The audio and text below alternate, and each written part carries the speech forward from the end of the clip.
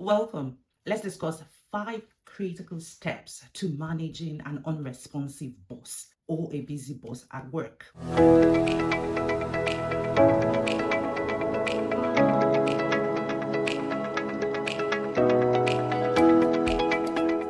name is Bukola. I'm a Big Four audit manager in the UK and a career coach. Now, I'll be talking to you about some critical steps you need to take if you've got a boss that is unresponsive and is not attending to you the way you would want him to attend to you, or he's very busy or she's very busy, but you are not getting along the way you would love to get along, or you're not getting the right coaching that you will need on the job. So I've made some mentoring notes that I believe will be very useful for you as you try to navigate and manage this relationship.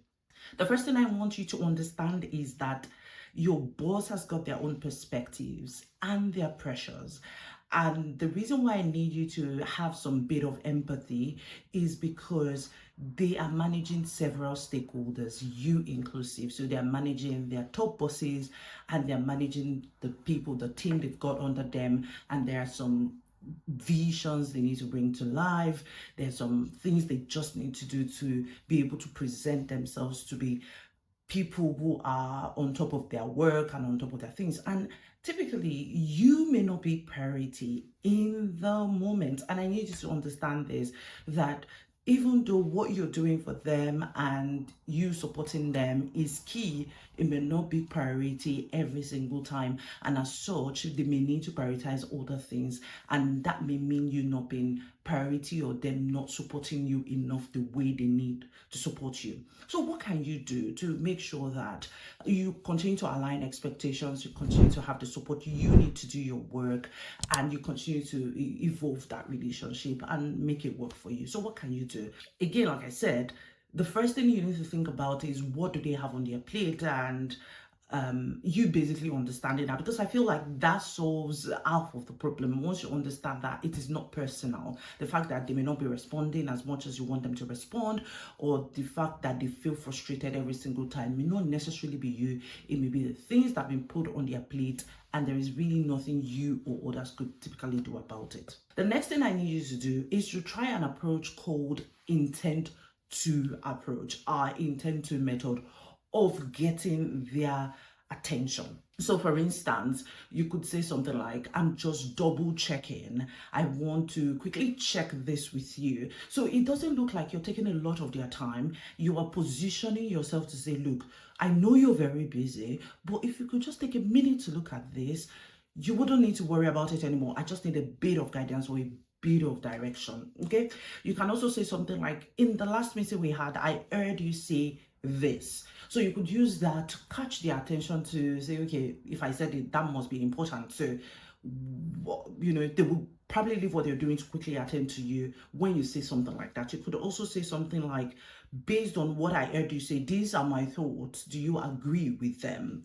Okay. Or you could say something like, does this make sense to you? Now you're cutting away a lot of the fluff, because what happens that I've seen is that a lot of people want to have a full hour session with their boss, but their boss doesn't have an hour. It probably has 5 minutes. It probably has 2 minutes. So your ability to take a humongous problem that you probably have and break it into tiny bits and say, just on this paragraph, would you be able to let me know if you agree with this, and I can just send it out? Or just on this one line now, would you be able to do this? Or there is this approval that is still pending, it's been pending for the last 2 days, would you be able to click this?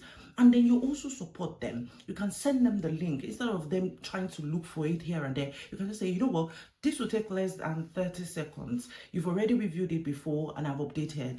You take the link. This is the link for you to click to approve or to review. So you will break down a full process into tiny little bits to give them a fair chance at supporting you through your work. So use the I intend to break down big things that you need support on, because you also need to understand what you need support on before you can absolutely get them to support you. Okay, so use the I intend to method. So go from, you've reviewed this is what I'm thinking, does this make sense to you, like in bits and pieces, like at multiple times during the course of a day of a week. You go to them on specific things, and you also make it easy for them to do, like sharing the links with them, sending an email that sort of summarizes where you are and update, such that you don't need to think about booking a whole hour with you to discuss at length. Okay, the next thing I'm going to say to you is, especially with very busy bosses, they have an issue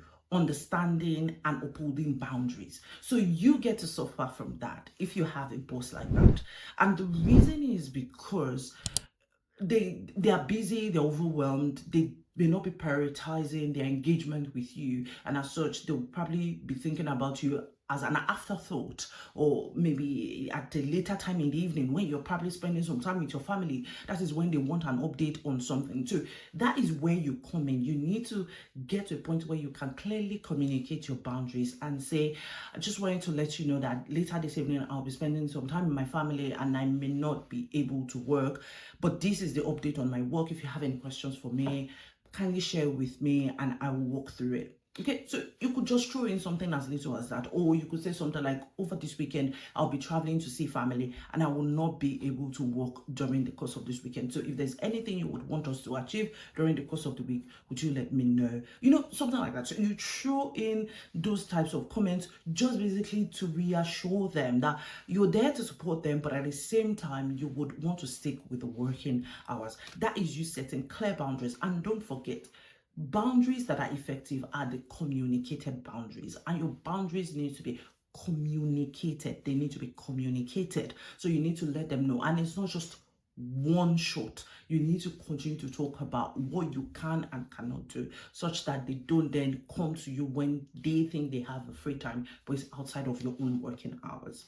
The next thing I will say to you is that you need to learn how to manage up.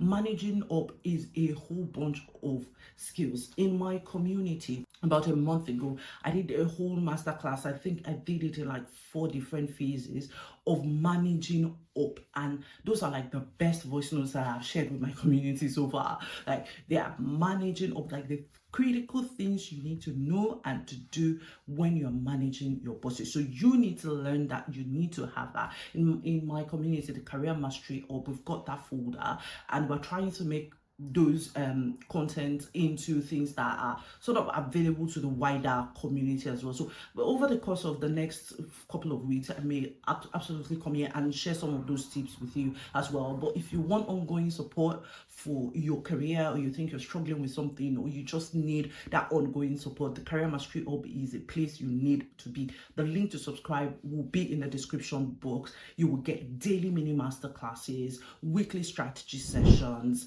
guest speakers once a month, and you will just get that thriving support, or that continuing support from the community to ensure that you thrive in your career. Okay, so you need to learn how to manage up. And one thing that I'm just going to throw into the mix for you right now is this: for you to manage up effectively, you need to treat your boss like your client.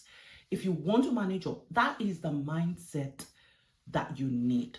The mindset of, you know, treating your client as though they are, treating your boss as though they are your client. Okay, so I need you to pay attention to that, because if you treat them like a client, then you're going to know that you're going to serve them, and you're going to do what works with them, and you're going to just look for ways to, you know, compromise here and there, but to suit the relationship and to make the relationship emerge bountifully.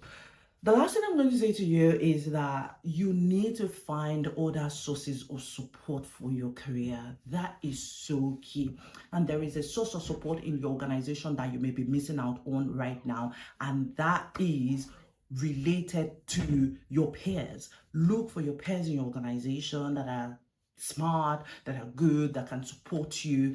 Get support from your peers, get support from those that are like a year above you or 2 years above you, people you can easily go to and ask questions of, and they will be able to support you. So don't expect that every single problem will be solved for you by your boss. While your boss may know all the answers, they may not have all the time. So get into the rhythm of finding support within your organization, but that is not necessarily your boss.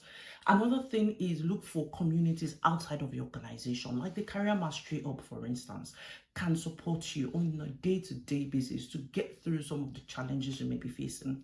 Just think about all of those. Then think about upgrading yourself as well, taking courses, applying them at work, and developing a training calendar for yourself. So these are the 5 things I would really want you to think about while trying to get an unresponsive boss to listen to you more and to guide you more. So I hope this helps.